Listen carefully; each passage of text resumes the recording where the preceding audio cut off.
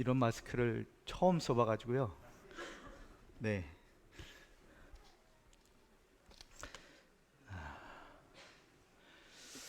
인사드리겠습니다. 안녕하세요. 아, 음, 형제님들 오늘 떡과 잔을 떼시면서 새 소망으로 가득 차셨는지 모르겠습니다. 떡과 잔을 떼는 가장 중요한 이유 중에 한 가지는 저희가 저희로 말미암아서 하나님 앞에 설 수 있는 자가 아니라는 걸 고백드리는 가장 큰 장소이기도 하고, 그런 저희들의 모습을 봤을 때 내 믿음이 그리고 나의 구원이 나로 말미암지 않고 십자가에 돌아가신 예수 그리스도 단 한 분께 있구나라는 것들을 깨닫고 새 소망으로 가득 차야 하는 것이죠. 그래서 저는 그렇습니다. 떡과 잔을 떼고 나면 다시금 십자가에 달리셨던 예수 그리스도, 그리고 곧 다시 뵐 예수 그리스도를 위해 살 마음을 가지고 샘솟는 것, 그러한 소망이 샘솟는 것을 느끼게 됩니다. 그냥 단순히 예수님이 분부하셨으니까 일요일 날 와서 떡과 잔을 떼는 것이 아니죠. 그분 한 분으로 인해서 저희의 소망이 있는 것을 고백드리고, 오늘 또 인천 성도 형제자매들과 함께 예배 드릴 수 있어서 너무 감사했습니다. 캄보디아에 있다 보면 제 주 언어가 아닌 캄보디아로 이제 찬양과 예배를 드리고 말씀을 가르치다 보니까 그런 갈급함이 있는데, 우리 성도 형제자매들과 함께 예배 드릴 수 있어서 참 감사한 또 하루였습니다. 인천 성도 형제자매들 생각할 때마다 감사드릴 건 항상 부족한 저희들에게 깊은 사랑과 또 격려를 해주시는 모임이기에 감사드리지 않을 수밖에 없습니다. 저희가 이번에 들어왔을 때 한 형제님은 저희가 격리하는 3일 이제 저희가 한 일주일간 격리하고 있었는데 한 3일을 계속 문 밖에 찾아오셨어요. 저희를 만나지는 못하시는데 저희가 필요했던 뭐 음식물이나 물품들을 놓고 저 멀리서 먹어 하고 왔다 가셨고요. 또 저희 아이들이 입고 있는 옷의 대부분은 모임의 한 자매님들께서 또 여러 자매님들에게 소식을 전해 주셔서 저희 아이들이 겨울옷이 없거든요. 캄보디아 이제 더운 나라니까 그런 옷들을 또 이렇게 마련해 주셔서 저희 아이들이 지금 계속 잘 입고 있습니다.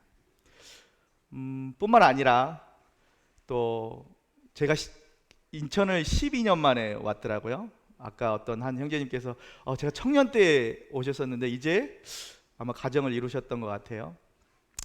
12년 전에 와서 이제 파송 간증을 드렸던 기억이 있는데, 그때부터 지금까지 계속해서 저희들을 후원하고 계신 형제님들 그리고 자매님들도 계셔서 매번 감사드리지 못했지만 이 자리를 빌어서 너무너무 감사 인사를 드리고 싶습니다. 12년 동안 저희가 캄보디아에 있으면서 일어났던 일들, 그리고 요번에 왜 한국에 들어오게 되었는지 설명을 좀 드리고자 합니다. 그래서 오늘 이 한 시간을 제가 이 시간을 넘어갈까 봐 되게 조마조마하는데요. 크게 두 가지, 제가 이 한국에 들어왔던 이유, 그리고 형제자매들께 감사드리고 싶은 이유, 그리고 두 번째로는 캄보디아에서 저희가 지금 주님께서 맡기신 일들이 무엇이고 해나가고 있는지를 좀 설명드릴까 합니다.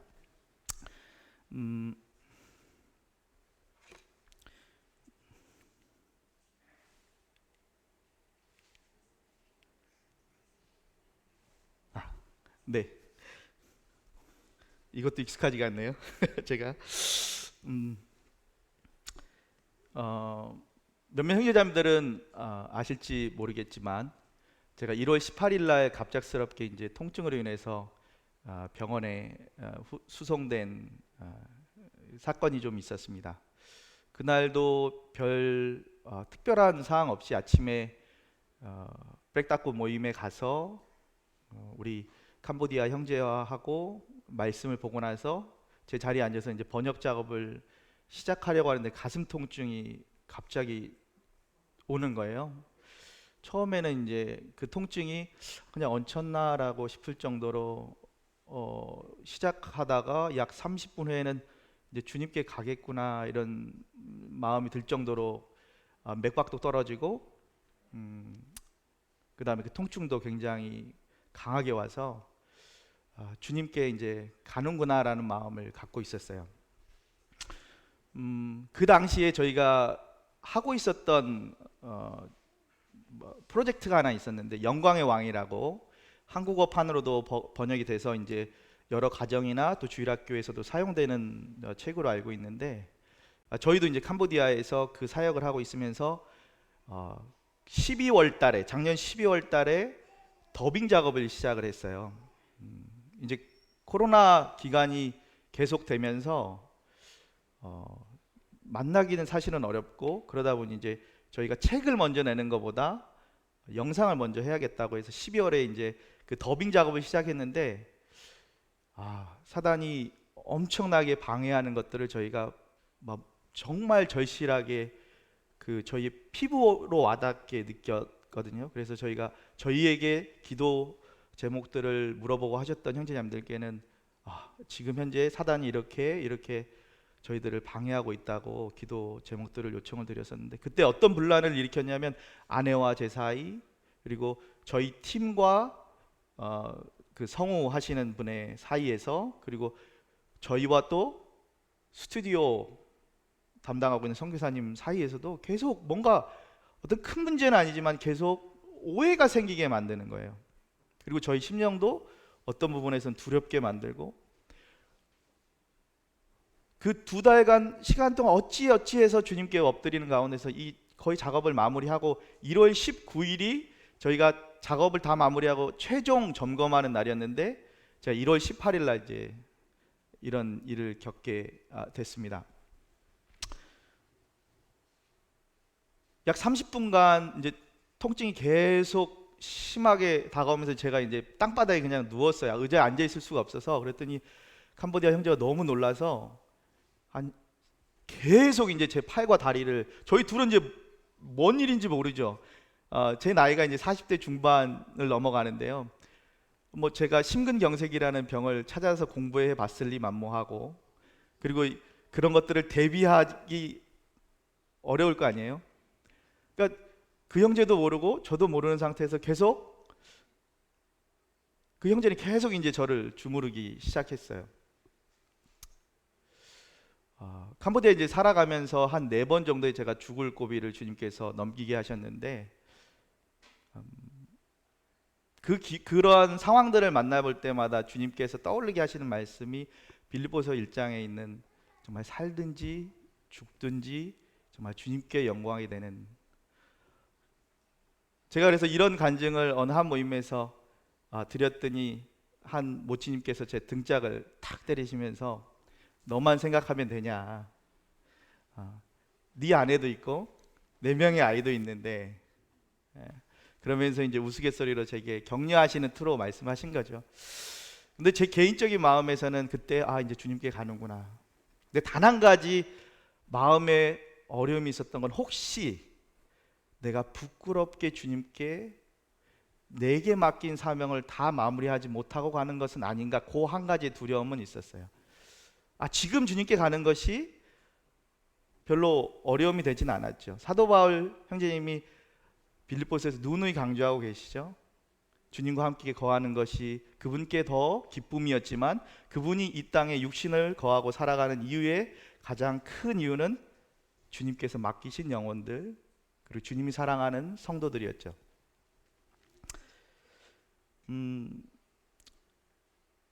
약 30분 동안 이렇게 통증이 오면서 이제 주님께 가는구나 하고 있다가 갑작스럽게 다시 호흡이 돌아오기 시작했어요. 그때 이제 아내에게 그나마 전화기를 들고 아내에게 통화를 했죠. 아내, 내가 이렇게 가슴이 너무 힘들어. 참 숨쉬기도 힘들고 양쪽 다리하고 다 쥐가 나서 힘들어. 이렇게 전화를 했더니 아내는 또 그 심각성을 모르잖아요. 그냥 힘든가 보다 그러고 있다가 이제 제게 이제 조언을 해줬어요. 모임에 이제 저희들이 연락하는 의사 형제님들이 계시니까 그 형제님들에게 한번 전화를 드려봐. 그래서 카톡으로 제가 이제 제가 알고 있고 저희가 도움을 많이 받았던 형제님들께 전화를 드렸는데 형제님들이 아마 진료 시간이었나 봐요. 그때 전화를 받지 못하시는 거예요. 그래서 너무 그냥 숨만 헐떡헐떡 하고 있는데 이제 아내도 이제 그 심각성을 어느 정도 느꼈으니까 이제 주위에서 도움을 받을 수 있는 분들을 찾았죠. 이제 제 둘째 아이의 친구의 아버지가 어떤 분이셨냐면 이제 의료 선교를 위해서 캄보디아에 들어와서 언어 공부를 하고 계셨던 분이 있었어요. 근데 그분이 또 공교롭게도 심장내과 전문의셨어요. 그래서 아내가 그분에게 연락을 취해서 그분이 이제 제게 전화를 왔죠. 그래서 전화 온 상태에서 제게 물어보시더라고요. 그렇게 그런 상태인데 혹시 담배를 태우시나요? 아니요. 혹시 술을 드시나요? 아니죠. 아니요. 그리고 나이는 어떻게 되시죠? 40대 중반이 넘어갑니다. 그랬더니 그럼 이제 두 가지 그 경우의 수를 얘기해 주시더라고요. 첫 번째는 폐기흉 아니면 심근경색. 두 가지를 얘기하셔서 근데 이제 그 선교사님은 제게 이제 젊으시니까 아마 폐기흉 쪽이 가능할 것 같은데 어쨌든 빨리 심전도를 찍어 보셔야 될 것 같다라고 조언을 해주셨어요.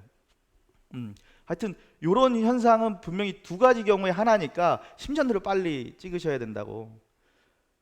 프렉다코 교회가 프놈펜에서 그 메콩강을 건너야 있어요. 아직 한국처럼 이렇게 다리가 없습니다. 그래서 매일 아침에 저는 이제 오토바이나 여러 다른 교통수단을 가지고 그 강을 건너요. 그래서 거기서 일을 하다가 저녁이 되면 같이 현지 형제하고 퇴근하는 형식으로 일을 하고 있는데 제가 이제 혼자 갈 수 없으니 형제한테 물었죠. 형제 나를 좀 데려다 줄 수 있겠냐. 그래서 제가 형제의 오토바이 뒤에 엎드린 채 이제 강을 건너오게 되죠. 그래서 강을 건너서 가장 가까웠던 병원에 가게 되는데 거기서 이제 심전도를 찍어봤어요. 심전도를 찍어봤더니 그 심장내과 선생님이 그 심전도를 받아보시더니 이거 심근경색이라고 빨리 병원에 수송해야 된다고 얘기를 해주셨죠. 근데 또 문제를 겪습니다. 한국에 와보니까 심근경색이 아주 보편화된 병이더라고요. 요즘은 이제 심근경색이 올 가능성이 있으니까 하루 입원하셔가지고 팔목에 해가지고 시술을 딱 받고 나오시더라고요.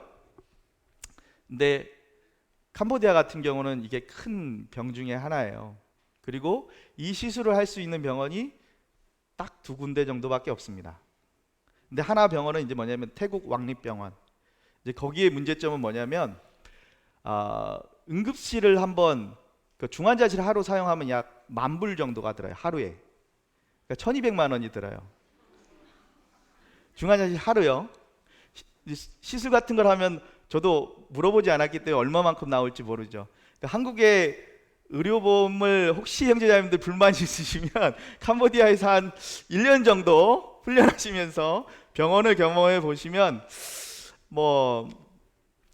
한국의 의료보험에 어느 정도 감산을 하실 수 있지 않을까 그런 생각을 해보게 됩니다.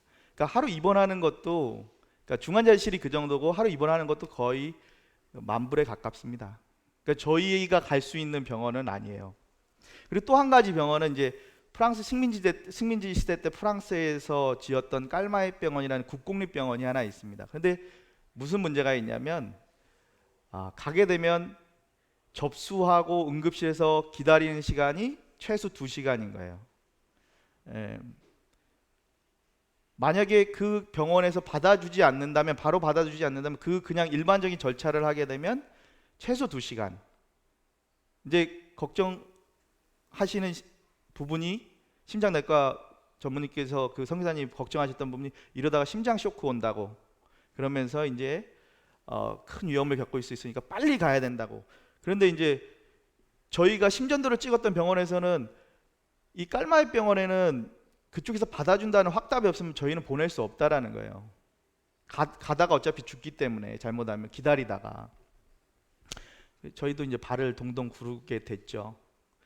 그냥 여기다가 이제 그 혈관에 이제 그 수액을 놓을 자리만 잡아놓고 계속 그 응급실에서 계속 기다리고 있었어요. 약 15분에 20분 정도. 그래서 저희도 그 심장내과의 그 선교사님께 상황을 설명드리고 주님께 이제 기도했죠. 어떻게 하는 것이 저희가 맞을까요?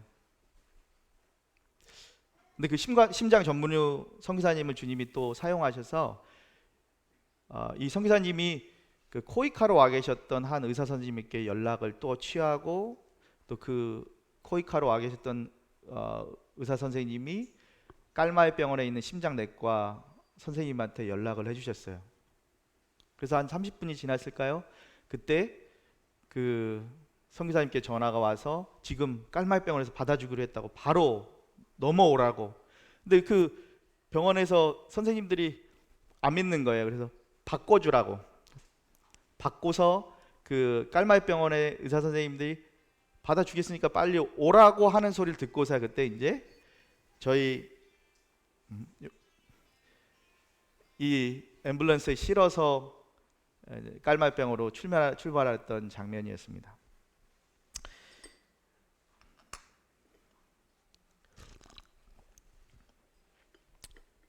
저희 아내는 이제 뒤에서 급하게 그 앰뷸런스를 따라오게 되고 이제 앰뷸런스는 또 그 깔마의 병으로 가는 이제 경로를 출발했는데 그때부터도 계속 주님께서 계속 저희의 필요와 저희에게 있어야 될 것들을 모두 채워주셨는데 심지어 그 주차장 한 자리마저도 주님이 제때 주셨어요.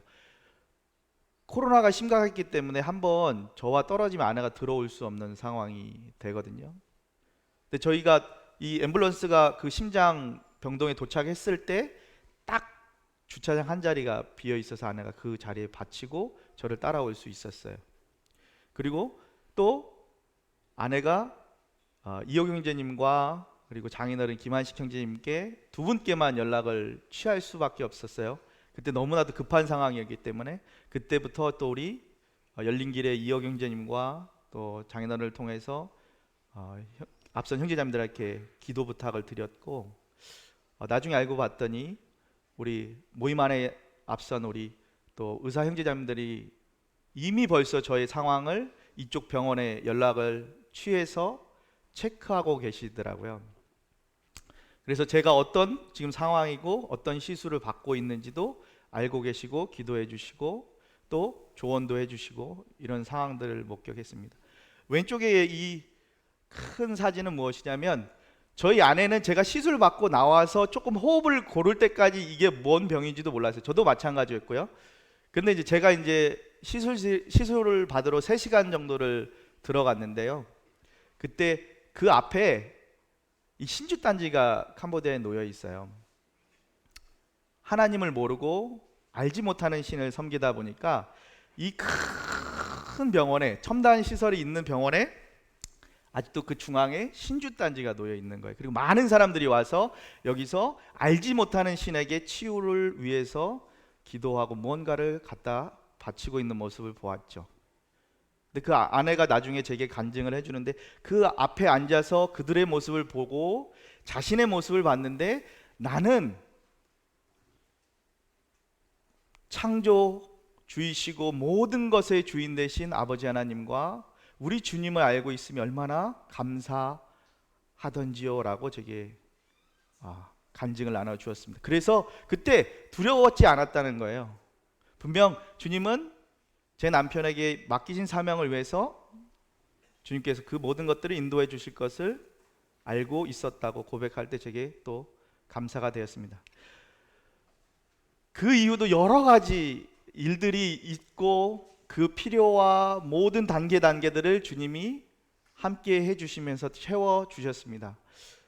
한국은 이제 하루 만에 보통 퇴원을 하지만 아직 캄보디아는 손목이나 이런 걸 통해서 할 수 있는 기술이 되지 않아서 저는 이제 허벅지 동맥을 통해서 했기 때문에 약 일주일간 그 경과를 지켜보면서 병원에 머물게 되었습니다.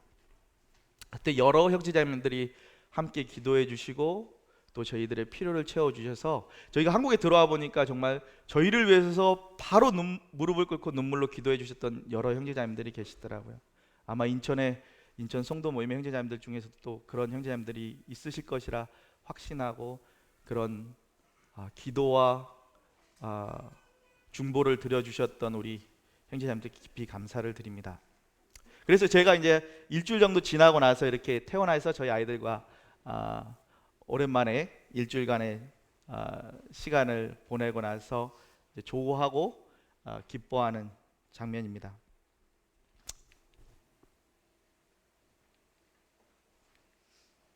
어디로 써야 되죠? 하늘로 쓰면 되나요? 네.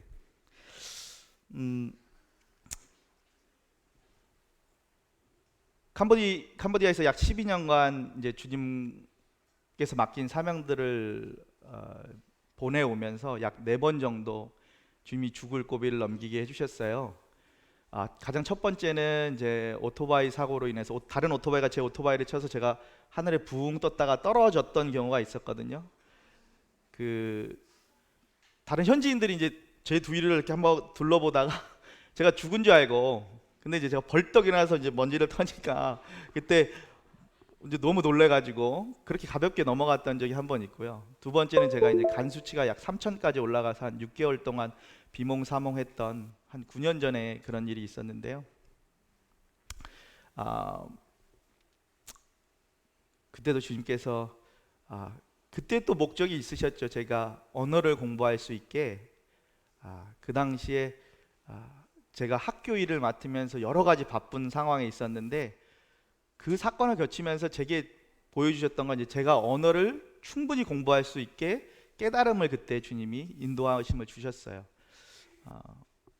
그리고 세 번째는 이제 재작년에 이제 또 트럭이 제 뒤에서 이제 저를 치고 약 한 20-30m 정도를 끌고 갔던 경우가 있었는데 그때 주위 사람들은 다 제가 죽었을 줄 알고 다가왔고 이제 그냥 이제 물건들을 챙기려고 생각하고 있었는데 제가 그냥 가벼운 찰가상으로 일어나니까 또 그분들이 놀래가지고 저희 아내는 이제 저희 아내가 도리어 와서 놀래가지고 이제 아내가 이제 많이 울고 힘들어했었었는데 그랬던 경우도 있었고 요번 이제 4번째 주님께서 저를 살리셨어요. 굳이 이 내용을 형제자매들께 공유 드리는 이유는 무엇이냐면 매번 주님께서 살리실 때마다 꼭 기억나게 하시는 것이 있어요. 무엇이냐면 이 땅에 우리가 있는 이유는 나와 내 자신을 위해서가 아니라 그리스도, 나의 주 되신 예수 그리스도께서 맡긴 임무와 사명이 있다는 것들을 기억해 주셨다는 거죠. 제가 한 아버지로서 제게 맡긴 내 아이들을 훈련시키고 주님께 돌려드려야 될 아직 훈련의 시기를 책임져야 할 사명이 있다는 것과 그리고 제 아내에게 한 남편으로서 한 가정의 인도자로서 주님을 함께 섬기며 뛰어가야 할 가정의 인도자라는 것들을 고민하게 하셨고 또 캄보디아 영혼들에게 복음을 전해야 될 책임이 있다는 것 그리고 캄보디아 성도들에게 하나님의 말씀을 가르쳐 지키게 행할 수 있게 섬겨야 한다라는 이 책임이 있다라는 것들을 매번 기억하게 하셨습니다.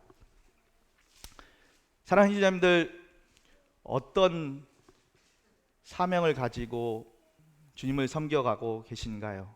혹시 토요일 학생회 청년의 1시간이 형제자매들의 어떻게 보면 숙제인가요? 일요일날 떡과 잔을 떼고 1시간 말씀을 듣는 것이 형제자매들의 숙제하기인가요? 혹시 나는 이제 천국 가니까 죄사함 받았으니까 나의 삶은 내 삶이니 내 기쁨을 위해 살리라 하는 삶이 형제자매들에게 기쁨이신가요?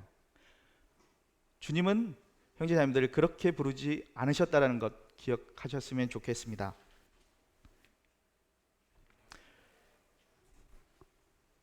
주님의 분부는 한 가지셨어요.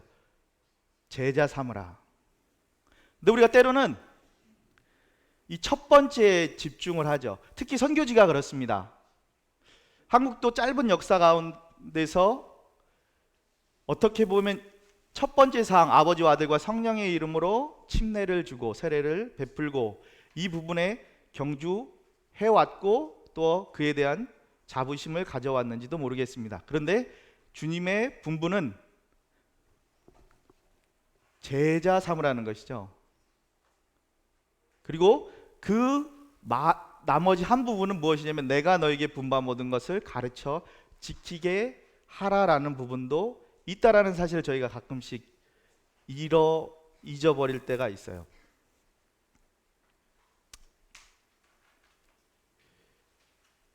때로 우리가 그냥 구원만, 천국에 가는 것만 자랑할 때가 있다라는 것이죠. 그러면 어떤 삶이 찾아오냐? 그러면 이 생애의 삶은 나의 기쁨을 위한 삶을 살아간다는 것이죠.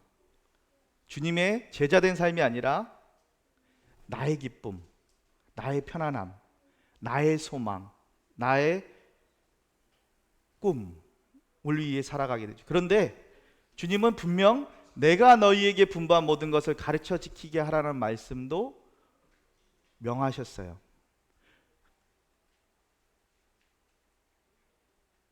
형제자매들께 오늘 아침에 굳이 도전을 한 가지 드려야 한다면 주님께서 분부한 모든 것을 배워 지켜 행하고 있는지 한번 생각해 보시기 바랍니다. 구원받고 나서 토요일, 일요일 날 집회에 참석하는 것이 아니라 사실은 일주일 내내 주님과 함께 동행하면서 제자의 삶을 살다가 사랑하는 형제 자매들과 함께 우리 주님을 기억하기 위해서 이 자리에 오시는 건지, 아니면 나는 천국 가니까 어떻게 살던지 간에 토요일, 일요일 날 모습을 비치러 오시는 건지 한번 생각해 보셔요. 이 말씀 너무 제가 앞에 보면서 감사했는데 고린도 교회의 사도 바울이 분명히 말하고 있습니다. 어린아이 교회의 사도 바울은 말하고 있는 거예요. 미련한 우리들 같은 사람들을 그리스도로 말미암아 살게 하셨으니 이제 우리는 하나님의 능력을 비추어야 되는 사람이지 그냥 미련한 채로 우리 예수님 알고 천국 가니까 그거대로 기쁨을 가지며 살아가라는 뜻이 아니죠. 우리 삶 가운데서 하나님의 능력, 그리스도 아래에 있으면서 그분의 권위 아래에서 살아가는 능력을 비춰 살아가라고 어떻게 보면 고린도 성도들에게 말하고 있는 장면이기도 합니다. 그럴 때 어떤 형제자매들께 기쁨이 다가오냐면요, 이 세 번째가 형제자매들께 다가올 거예요. 주님을 경험하는 삶. 앞선 형제자매들께서 너무나도 잘 보여주셨던 전쟁이 있죠. 제가 약 20여 년 전에 모임 안에 들어와서 주님을 배울 때 사랑하는 형제자매들 앞에서 항상 드려지는 간증들이 있었어요. 내가 주님의 말씀을 이렇게 믿음으로 순종했더니 이렇게 내게 함께 하셨고 내게 이렇게 길을 보여주셨어. 우리 저희 세대 1.5세대 2세대 형제자매들은 어디에 가깝죠? 여기에 가깝죠. 뭘 머리에 넣어야 될까? 말씀하신 지식은 무엇일까? 그런데 또 저희들이 경험하기 힘든 부분은 무엇이냐면 주님의 함께 하심입니다. 사랑하는 형제자매들이 잊지 말아 주셔야 할 것은 우리가 해야 되는 것은 1번뿐만 아니라 2번 곧 제자의 삶을 살아감으로 인해서 꼭 경험하셔야 될 하나님의 함께하심, 예수 그리스도의 함께하심을 형제자매들 삶 가운데서 경험하셔야 된다는 것이죠.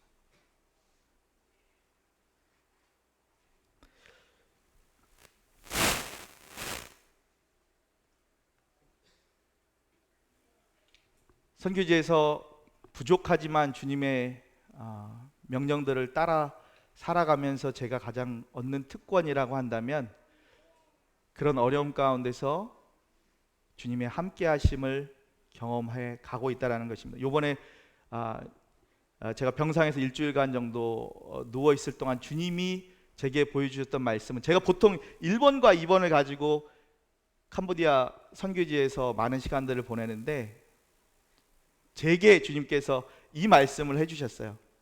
인선아, 내가 너와 항상 함께 있으리라.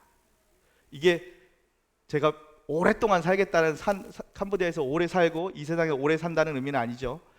하지만 제가 어디에 있든지 주님의 제자된 삶을 살아갈 때 주님은 저와 항상 함께 있을 것이라는 약속에 제가 큰 힘을 얻고 일어날 수 있었습니다. 사랑하는 신자님들도 그러한 삶 가운데 걸어가실 수 있으면 좋겠습니다. 그리고 저희들의 자녀들의 목적도, 훈련의 목적도 이와 같은 표대를 가지고 걸어가야 되죠. 예수님이 홀로 계셨을 때도 아버지와 함께 있으므로 그분은 낭망하지 않으셨죠. 사도 바울이 디모데후서 3장에 보게 되면 4장에 보면 똑같이 그렇게 말씀하고 있죠. 내가 변론할 때 모든 사람이 나를 떠났지만 예수 그리스도께서 나와 함께 하심으로 그분은 결코 낭망하지 않았어요.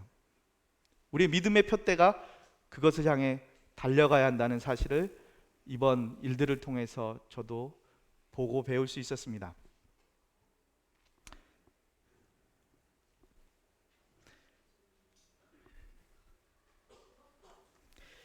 어,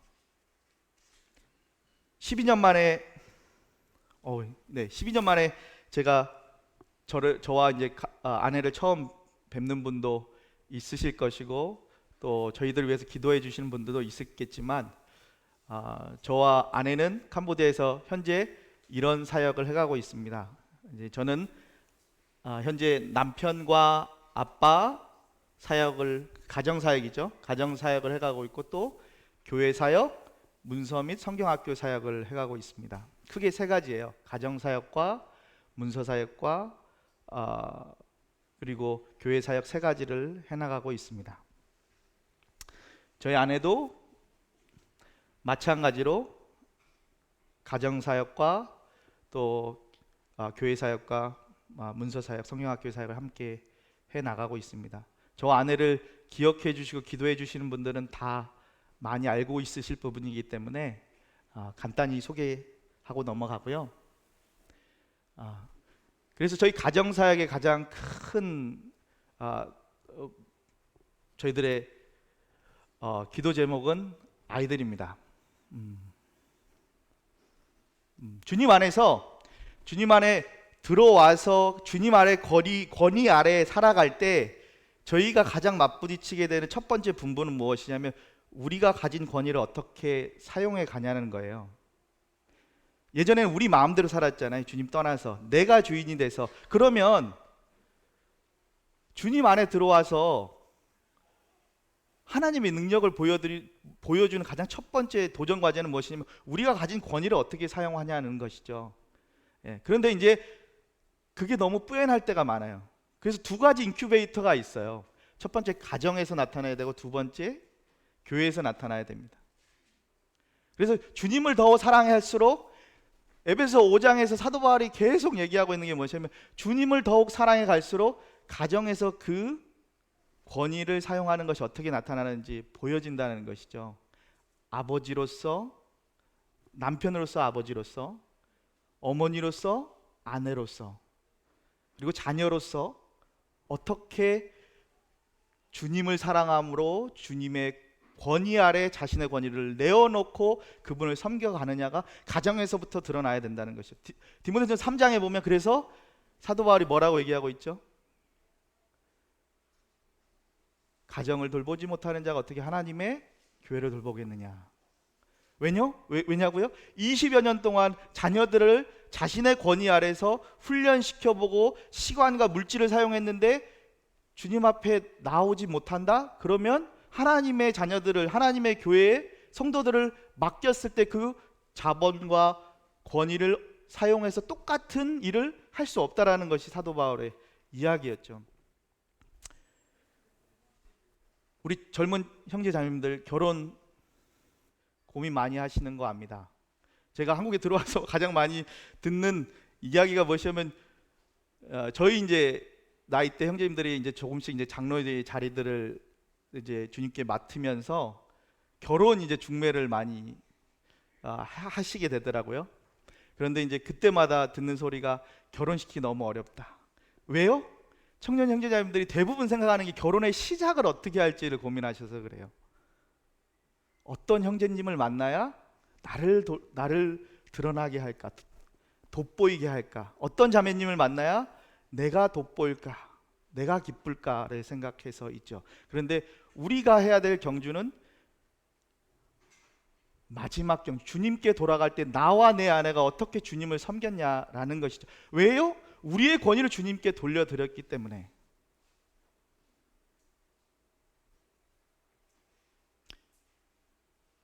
그런 분들께는 아이들이 무엇이라고요? 상급일 것입니다. 그런 분들께는 자녀들이 화살일 거예요. 근데 나의 기쁨과 나의 무언가를 위해서 결혼하고자 하시고 가정을 이루고자 하신 분들께는 자녀가 장애물일 겁니다. 내 시간을 뺐거든요. 그런데 우리에게 주님이 부르시고 우리를 그리스도 안에 들어오게 했을 때 우리에게 주어진 첫 번째 가장 큰 명령이 뭐였죠? 아버지, 아들과 성령의 이름으로 침례를 주라는 것이었죠. 물론 외부적으로 해야 되겠지만 우리 가정 안에서도 그 사역을 해나가야 된다는 것이죠. 그래서 다음 세대를 준비할 책임이 우리 형제자매들께 있는 것이에요. 왜 이 이야기를 굳이 제가 말씀을 드리냐면 두렵고 떨림으로 말씀드립니다. 저희 아이들이 보통 선교사 자녀들이 일찍 선교사들을 떠나요. 왜냐하면 여러 가지 상황으로 인해서 교육적인 상황 또 건강적인 상황을 통해서 저희들이 일찍 떠나는 경우가 많아요. 저희가 그 아이들을 계속 저희 곁에 두고 살아갈 수 없을 때가 많아요. 근데 두렵고 떨리는 건 무엇이냐면 저희들을 18살쯤에 저희 아이들이 저희를 떠날 때 하나님을 어떻게 경외하고 살아가는지 모르는 상태에서 어떤 대학이나 어떤 문화권들의 그냥 소용돌이 가운데 매몰아쳐 버리게 되면 그 아이들이 도리어 느부갓네살 왕을 섬기는 그러한 목적만 위해 따라가는 삶을 살아간다면 끔찍하겠죠. 주님께 돌려드려야 할 재원들인데. 오해하지 마십시오. 자녀들은 우리의 것이 아니라 하나님의 것입니다. 부모를 떠나 저희가 하나님 권위 아래서 아버지와 어머니로서 살아가고 그 자녀들을 주님께 또 그렇게 살아갈 수 있게 훈련시키는 기간이지 저희의 기쁨을 위해서 18년, 20년, 19년, 20년을 그 아이들과 보내지 않는다는 거. 그리고 그 시간은 한번 잘못 사용하시면 되돌이킬 수 없다라는 것들 기억해 주시면 좋겠습니다. 이것이 제가 선교지에서 배우고 또 가르치고 있는 부분입니다. 왜냐하면 선교지에서 캄보디아는 수천 년간 하나님과 떨어져 있다 보니까 가장 망해 있는 부분이 뭔지 아세요? 가장 고장나 있는 설교도가 어딘지 아세요? 가정이에요. 남자들의 삶이 조금 심하게 말하면 개 같은 삶입니다. 가늠할 기회가 있으면 너무 쉽게 자기 부인을 버려버려요. 그리고 경제적으로 책임을 지지 않습니다. 그냥 편하게 놀아요. 하나님께 거룩한 손을 들어 예배를 드려야 할 남자가, 하나님이 정말 주님의 형상을 따라 지었던 남자가 하나님을 경외할 줄 모르고 살아간다는 것이죠. 책임질 줄 몰라요. 그리고 가족들을 하나님께 인도하지 못해요. 왜요? 창조자 하나님을 알지 못하기 때문에. 우리 사랑하는 형제님들, 그러한 엄청난 권위를 가지고 계시다는 거 잊지 마시기 바랍니다. 이번 코로나 기간 중에 혹시 보셨나요? 교회가 모이지 못할 때 어떤 가정이 가장 영적으로 잘 서 있는지 잘 보셨을 수 있을 거예요. 가정에 인도자가 있는, 영적 인도자가 있는 가정은 코로나 기간에도 흔들리지 않았을 거예요. 근데 코로나 기간에 영적 인도자가 없는 가정은 아마 줌에서도 보기 어려웠을 거고 도리어 여러 가지 문제들을 일으키지 않았을까 생각해 봅니다. 유대인들의 정체성을 유지하고 그 모진 고난 속에서도 살아왔던 이유가 무엇이냐면, 그들은 유대회당이 무너졌을 때 다 뿔뿔이 흩어졌지만 그들 자신이 유대인이라는 사실들을 아버지와 어머니를 통해서 계속해서 배웠다는 사실. 그래서 다시 유대회당이 생겼을 때 다 모였어요. 코로나가 왔든 어떤 상황이든 간에 그들에게 문제가 되지 않았어요. 제 개인적으로 이번 코로나 기간 중에 형제 자매들께 도전이 되었으면 하는 부분은 무엇이냐면, 만약에 사랑하는 형제님들이 가정에서 영적 인도자의 역할을 하지 못하고 계셨다면 아마 이 코로나 기간이 엄청나게 아마 힘든 시간이었을 거고, 또 자매님들에게도 그런 도전이 닥쳤을 거예요. 그런데 형제님들 가운데서 영적으로 하나님을 경외하고 하나님을 따르는 인도자 역할을 하셨던 가정은 어떤 시련 가운데서도 분명히 하나님을 경외하는 삶을 계속 이어오셨을 것이라는 것이에요. 비대면이든 대면이든.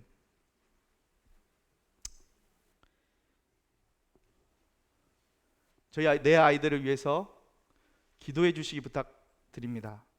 보통 이제 저희들을 위해서 기도할 때 저와 아내를 위해서 기도해 주시는데, 저 아이들 혹시 저희들을 기억하실 때 저희 아이들을 위해서도 기도 부탁드립니다. 그래서 저희 아이는 네 아이들이 있는데요. 은별이, 은지, 은호, 은민이. 은별이 첫째라서 아내를 이제 돕기 시작하고 있습니다. 만찬상을 함께 준비하고요. 우리 인천은 여러 형제님들 계셔서 다 이제 맡으신 책임이 있겠지만, 선교지는 아무래도 인력이 부족하고 또 우리 은별이 같은 아이들의 도움이 또 필요로 합니다. 그래서 만찬상 준비를 같이 하고 있고요. 둘째 은지는 활발하고 엄청 부산합니다. 근데 그게 장점이 뭐냐면, 캄보디아 할머니들 할아버지들 오면 전혀 꺼리끼리지 않아요. 손을 잡고 영접하는 역할을 해서 영접 담당을 하고 있어요. 셋째는 구수하고 이렇게 좀 이렇게 무던해 보이는데 힘이 세요. 그래서 그 짐을 나르는 역할을 하고 있어요. 왜 짐 나르는데 이렇게 웃음이 터지시죠? 남자아이들이 참 특이해요. 여자아이들 같은 섬세함은 없지만 아빠같이 막 힘을 쓰려고 하는 전사의 그런 부분들이 분명히 있어요. 넷째 아이는 아직 지금 귀여운지 귀여운지 모르겠지만 어쨌든 귀여움 담당을 하고 있습니다. 이 네 아이들이 제 소망과 저희 아내의 소망은 무엇이냐면, 내 아이들이 캄보디아에 다시 돌아와서 주님을 계속 섬겨나가는, 그리고 도리어 또 더 어려운 곳에도 주님을 전하는 삶을 살고 싶다라는 고백을 했을 때 저희가, 그래 가라, 우리 부모를 떠나 그래 담대하게 주님을 섬기는 그곳으로 가라라고 고백하는 모습을 듣고 싶습니다. 그래서 저희 아이들 지금 권위 아래에서 순종하는 훈련을 해가고 있는 단계예요. 그리고 이제 10대가 지나가면 소망 가운데 권위 아래에서 동역하는 단계가 되기를 원합니다. 첫째는 이제 저희 네 아이들 공이 캄보디아어를 계속 배우고 있는데, 첫째는 중학교 올라가게 되면 저희 뿌렉다코에서 아이들에게 영어나 한국어를 가르치는 이런 사역을 한번 해보고 싶다라고 얘기를 해서 그 시간을 또 기다리고 있습니다. 그때 우리 은별이가 얼마나 충성되이 자기가 맡긴 일을 해가고 있는지 볼 수 있겠죠.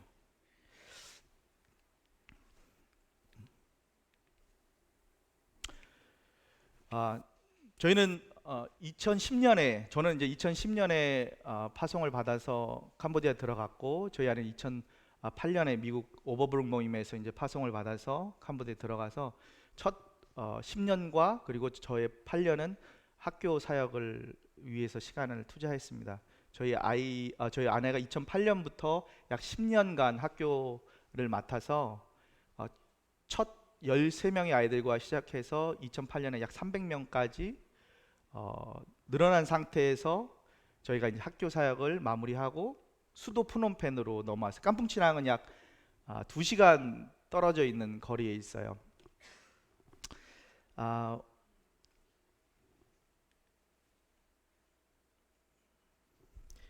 2018년도에 저희가 푸놈펜으로 넘어오게 되는데, 학교 사역을 하면서 가장 저희들의 마음에 부담이 됐던 게 무엇이냐면, 학교 사역을 하면 할수록 캄보디아 분들도 분명 그 더 나은 교육을 받기 위해서 등록하고 또 더 좋은 교육 자료들을 원하고 하는 것들을 봤는데, 그 반면 캄보디아의 신앙 서적이나 신앙을 교육할 자료들이 너무 없는 거예요. 제가 2010년에 갔을 때 한 기독교 서점에 갔는데 그때 약 한 150권 정도의 책이 있었거든요. 근데 지금 2020년, 22년이 되어서도 별반 다르지 않습니다. 한 200여 권 정도밖에 없어요. 무슨 말이냐면, 교육에 대한 열망, 그리고 느부갓네살 왕의 어떤 아이들이 되기 위해서는 노력하는 기관들이 늘어나고 점점 늘어나고 발전하는데, 하나님의 말씀을 가르치고 또 나눌 수 있는 재료들과 또 방법은 없는 거예요. 아이들을 가르치면 가르칠수록 또 깨닫게 되는 것은, 아이들은 학교에서 한 5시간, 6시간을 맞습니다. 그런데 대부분의 시간은 누구하고 보내죠? 학부모님들하고 보내요. 그러면 누구의 영향을 받을까요? 학부모님들의 영향을 받습니다. 저희가 복음을 전하고 말씀을 전해도 부모님들이 꽉 잡고 그 말씀을 던져버리게 만들어 버리니까 참 여리고성 같이 어렵더라고요.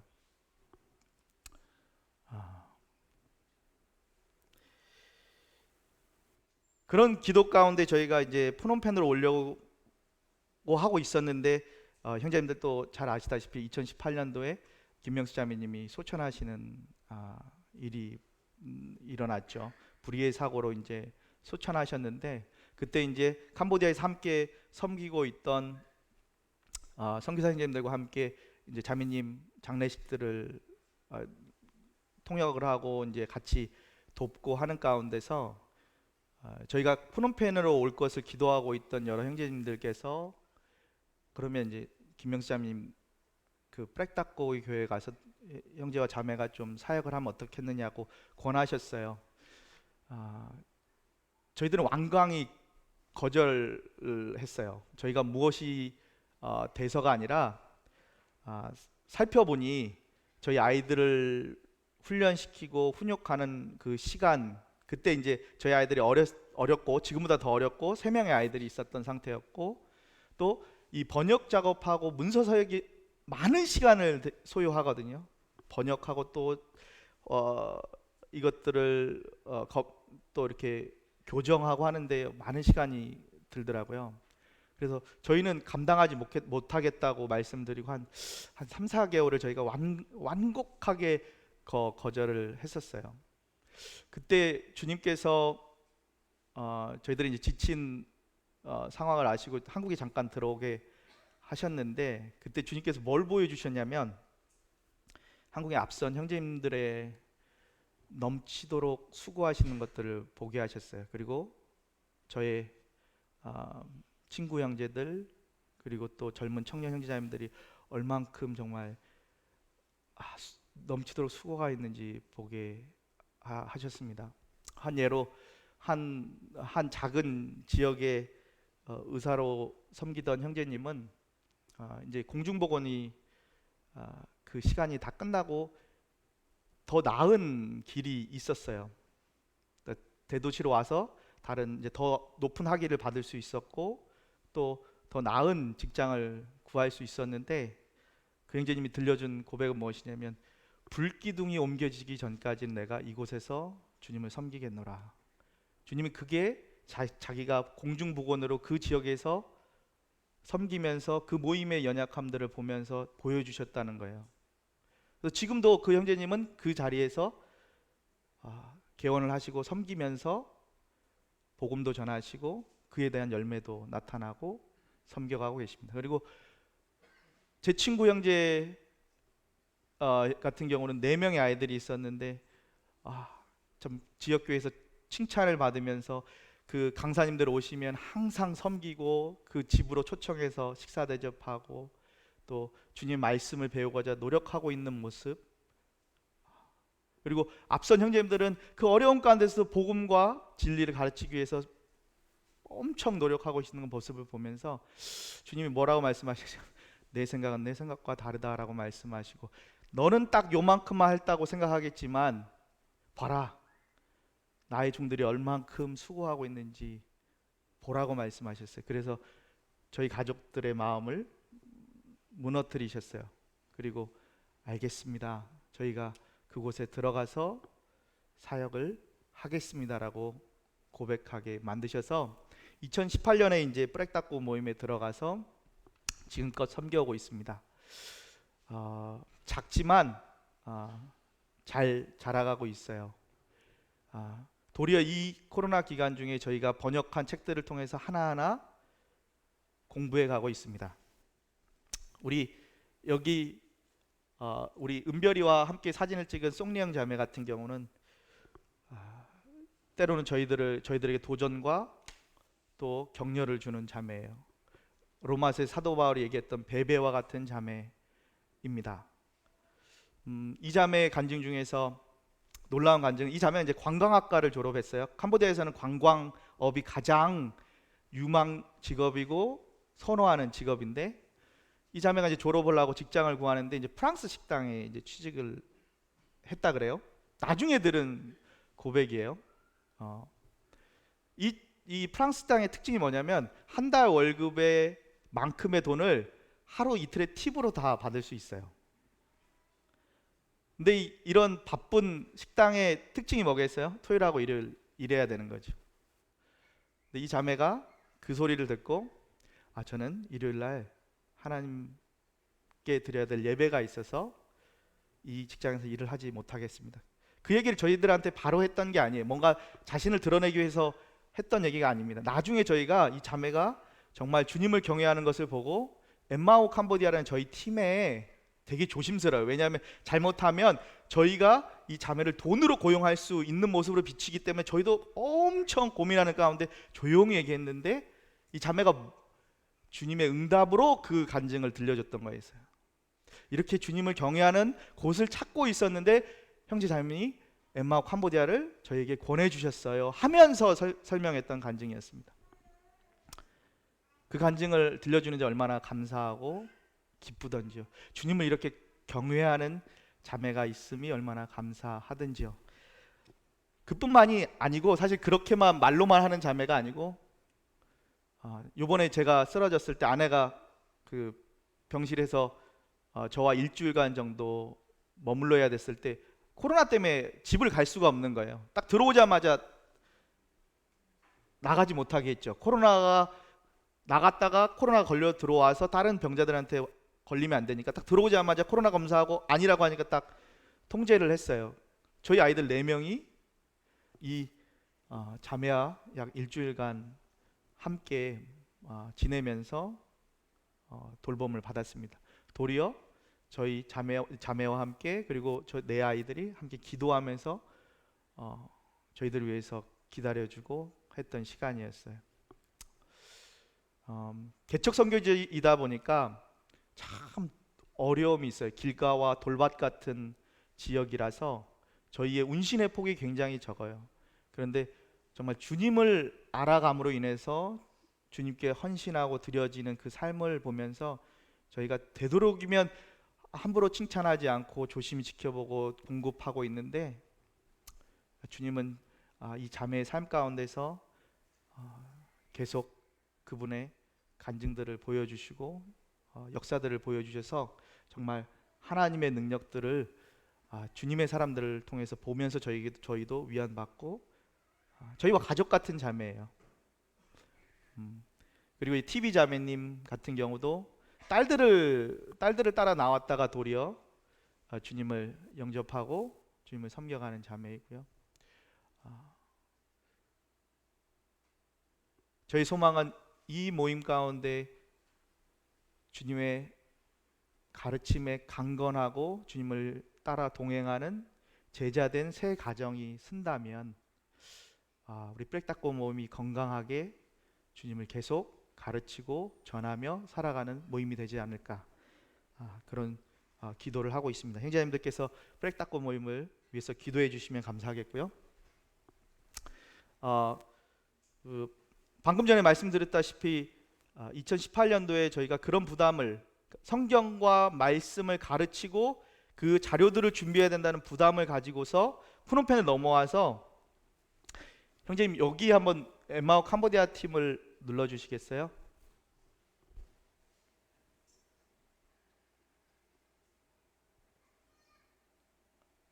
더 내려가 주세요, 형제님. 사람이, 네, 여기를 눌러주시면 되는데, 네,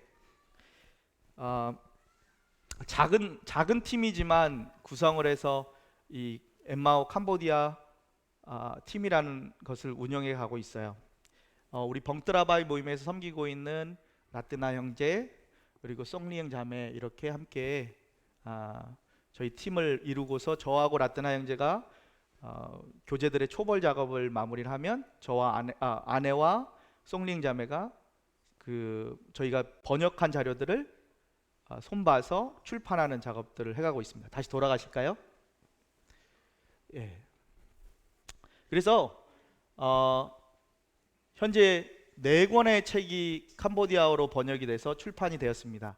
얼마 전에 저희가 한국에 오기 전에 그 기독교 서점에 가서 이 4책이 얼마큼 팔리고 있나 한번 봤더니 다 완판이 됐다고, 저희 책을 더 가져다 달라고 얘기해 주셔서 마음에 기쁨이 있었어요.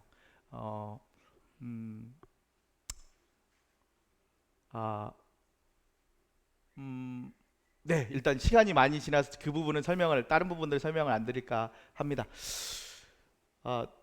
4가지 책이 번역이 돼서 지금 출판이 되고 있고, 또 성경개요나 하나님을 경외하는 삶, 로마서, 당신의 결혼을 향한 하나님의 청사진, 약 10권의 책이 지금 초벌 작업은 마무리가 됐고, 또 교정을 하게 되면 향후 계속 출판할 예정입니다.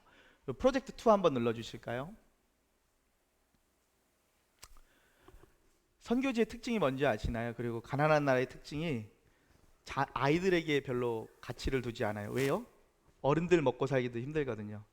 그러니까 그 150권 책들 중에서 아이들의 책은 몇 권이나 있을까요? 거의 전무합니다. 주일학교를 가르치다 보니까 아이들이 먹고 자랄 자료가 없어요. 대부분 그냥 현지 형제 자매들이 융판 하나를 가지고 그냥 이야기 들려주는 거예요. 그 방법도 나쁜 것은 아니죠. 하지만 또 말씀을 배워나가기엔 턱없이 부족하죠. 그래서 저희가 주일학교를 해가는 중에 아일랜드 모임에서 발간했던 주일학교 자료들이 저희 주일학교 학생들에게 필요할 것 같아서 색칠만 해도 너무 기뻐하는 거예요. 그래서 그 아이들에게 하나하나 번역하다 보니 다 번역이 마무리가 돼서 이제 아일랜드 모임에서 현재 디자인 작업을 하고 있습니다. 이 디자인 작업이 맞춰지면 출판해서 교계나 그리고 지역 교회들에게 사용할 예정입니다. 돌아가실까요, 형제님? 그리고 세 번째요. 프로젝트 세 번째, 영광의 왕. 작년 12월부터 이 2달간 이제 더빙 작업을 했다고 말씀드렸는데, 사실 이 프로젝트는 한 4년 전부터 저하고 제 캄보디아 언어 선생님 그리고 또 라뜨나 형제랑 같이 협업하는 가운데서 초벌 작업을 마무리해서 책으로 출판하려고 했었거든요. 그런데 이번에 코로나 기간이 오면서 대면하기가 쉽지 않더라고요. 그래서 이럴 때 어떻게 해야 되지? 캄보디아 사람들이 페이스북이나 유튜브를 통해서 모든 정보들을, 대부분의 정보들을 봤는데, 그래서 필요하겠다 해서 아내와 송링 자매가 이제 내레이션 하는 부분으로 모두 수정을 해서 작년 12월에서 약 2달간 내레이션 작업을 마무리를 했습니다. 여기 보시면 한번 틀어주실래요, 형제님? 소리가 안 나와서. 사실 지난주에 미국 팀에서 믹싱 작업을 다 마무리하고 저희한테 마지막 점검을 해달라고 보내주셨어요. 그 자료도 있는데 이 기술상 보여드릴 수 없어서 일단 예전에 남겨놨던 자료를 잠깐 보여드렸습니다. 그래서 현재 저희가 그 믹싱된 상태를 확인하고 나서 오케이를 하게 되면 이제 페이스북이나 유튜브나 여러 채널을 통해서 저희가 이제 웹사이트도 만들었거든요. 이런 경로를 통해서 하나님의 복음 70장면이 캄보디아 사람들에게 이제 배포될 예정입니다. 저는 한 사람이고 제가 만날 수 있는 사람은 극히 일부이지만 페이스북이나 유튜브 우리 형제님들이 많은 여러 가지 영상들을 보는 그 채널에서 캄보디아 사람들이 하나님의 복음을 들을 수 있다는 것이 얼마나 감사한지 주님을 찬양하게 됩니다. 돌아가실까요? 그리고 저희가 계속해서 하고 있는 게 뭐냐면 성경 세미나를 계속 하고 있어요. 저기 눌러주실까요, 형제님?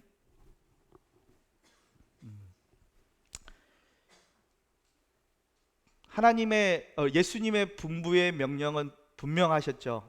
제자를 삼는데 아버지, 아들과 성령의 이름으로 세례를 베풀고 내가 분부한 모든 것을 가르쳐 지키게 하라. 구원에서 끝나면 안 된다는 것. 구원은 탄생 신고예요. 형제자님들 잊지 말아주세요. 나 천국 가요에서 끝나면 안 됩니다. 하나님을 내가 온전한 자로서 어떻게 섬겨가는지 배워가셔야 된다는 거 잊지 말아주세요. 계속 우리가 구원에만 머물고 있으면 안 됩니다. 저희 넷째 아이가 아기거든요. 지금 3살, 4살. 그 모습을 20살에서 한다면 귀여울까요? 때리고 싶을까요? 분명 때리고 싶을 거예요.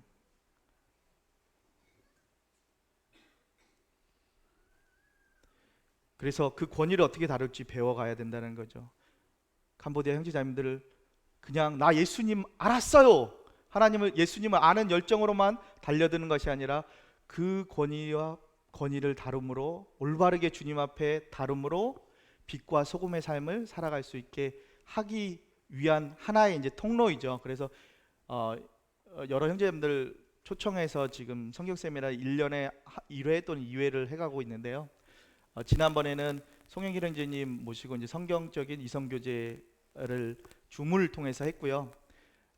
이제 데이빗 하비 필리핀 선교사 형제님께서 성경적인 가정생활, 남편, 아내, 아버지, 어머니의 삶이 어떤 것인지, 그리스도 안에서 권위를 어떻게 사용해야 되는지에 대한 세미나도 준비하고 있는데 코로나 때문에 지금 연기된 상태인데 이를 위해서도 기도해 주시고, 성막을 잡은 이유는, 하나님의 거룩을 잡은 이유는 선교제 특성상 이제 사랑을 많이 얘기해요. 한국도 그런지 모르겠는데 사랑을 많이 얘기하면 어떤 것들이 오죠? 방종이 따라올 때가 있죠. 그래서 항상 밸런스가 필요한 것을 보게 됩니다. 그런 걸 고민하다 보니 하나님의 의를 얘기해 줄 수 있는 가장 좋은 성경의 말씀 어디일까 하다 보니까 성막을 가르칠 필요가 있겠다 해서 이제 준비하고 있습니다. 넘어가 보실까요, 형제님? 그리고 이제 저희가 돌아오기 전에 또 준비하고 있었던 게 뭐냐면 지역교회 인도자 형제님들이 배우고 싶다라는 이제 동의가 됐어요. 저희도 배우고 싶습니다라고 얘기하셨는데 라뜨나끼리 모임과 푸놈펜 거리가 차를 타면 10시간이에요. 그러니까 비행기를 타고 한국에서 푸놈펜 가는데 5시간인데 푸놈펜에서 라뜨나끼리 가는 건 10시간 정도가 걸려요. 쉬지 않고 달려가도. 그러다 보니까 이제 저희가 방법을 찾다 보니 클라우드 기반으로 해서 영상을 올려주고 문제를 풀 수 있는 그런 그 플랫폼이 있더라고요. 그래서 저희가 강의 내용을 찍어서 올려주면 형제님들이 엠마오 서적이나 여러 저희 자료들을 가지고 공부하고 문제를 풀고 저희가 또 3, 4개월마다 한 번씩 모여서 또 세미나를 갖고 할 수 있는 이를 위해서 기도하고 있습니다. 이를 위해서 형제님들 기억해 주시고 함께 해주시면 감사하겠습니다. 넘어가 주시겠어요? 네. 그래서 저희 프렉다코 교회를 위해서 기도해 주시고요. 우리 라뜨나 형제는 저와 함께 집중 훈련을 하고 있습니다. 성경을 계속 읽어 나가는 연습, 단순히 성경을 읽어 나가는 연습이 아니라 말 그대로 집중 훈련을 해가고 있습니다. 그리고 송령 자매는 아내와 함께 같이 훈련을 해가고 있고요. 저와 저희 가족은 2월 말에 들어와서 5월 16일 날 이제 출국할 예정이에요. 위를 위해서 기도해 주시고, 영광의 왕 더빙 작업은 이제 마무리가 되어서 저희가 확인하고 마무리가 되면 여러 경로를 통해서 배포가 될 예정이고요. 방금 말씀드렸던 클라우드 기반으로 해서 성경학교를 준비하고 있는데 이를 위해서 기도해 주시고, 여러 출판을 위해서 기도하고 있는데 이를 위해서 기도해 주시고, 또 향후 세미나 있는 일정을 위해서도 기도해 주시면 감사하겠습니다. 제가 10분의 시간을 더 사용해서 마지막에 너무 마음이 급하고 또 형제자매들께 어려움이 되지 않았나 싶은데요. 12년간의 이야기들을 1시간 만에 이제 정리하고 하기가 쉽지는 않더라고요. 네, 인천 형제자매들 저희들을 위해서 기도해 주시고, 또 이번에 초대해 주셔서 잠시나마 저희들이 하고 있는, 그리고 주님께서 그들을 인도하셔서 저희들이 하고 있는 그 일들을 소개시켜 드릴 수 있어서 너무너무 감사하고, 저희들에게 베풀어 주신 사랑과 또 여러 후원에 감사를 드립니다. 인사드리겠습니다. 감사합니다.